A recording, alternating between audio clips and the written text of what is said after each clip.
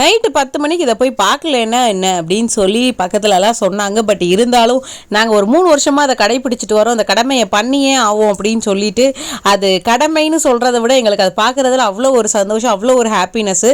ஏன்னா first time வந்து நான் சென்னைக்கு வந்திருந்தப்போ இவ்வளோ லைட் செட்டிங், இவ்வளோ அழகாக கலராக செம்மையாக ஒரு லைட் செட்டிங் பார்த்தது ஃபர்ஸ்ட் டைம் வந்து சென்னையில் தான். அது எப்போன்னு பார்த்தீங்கன்னா ஆகஸ்ட் 15க்கு நாள் நைட்டு நம்ம ஏர்போர்ட் இருக்குல்ல, ஏர்போர்ட் ஃபுல்லாமே இந்த மாதிரி பயங்கர பிரம்மாண்டமாக லைட் டெக்கரேஷன் பண்ணியிருப்பாங்க. பார்க்கவே அவ்வளோ ஒரு கண்ணு குளிர்ச்சியாக, அது ஒரு பயங்கர சந்தோஷமாக இருக்கும். அது ஃபர்ஸ்ட் டைம் நான் சென்னைக்கு வந்து இப்படி ஒரு பிரம்மாண்டமான ஒரு லைட் செட்டிங்ஸ்லாம் பார்த்து எக்ஸைட் ஆனதுனால வருஷம் இது ஒரு கடமையாக நாங்கள் செஞ்சிட்ருக்கோம். இது வந்து ஒரு கடமைன்னு சொல்கிறத விட எங்களுக்கு ஒரு பர்சனலான ஒரு ஹாப்பினஸ்ஸு.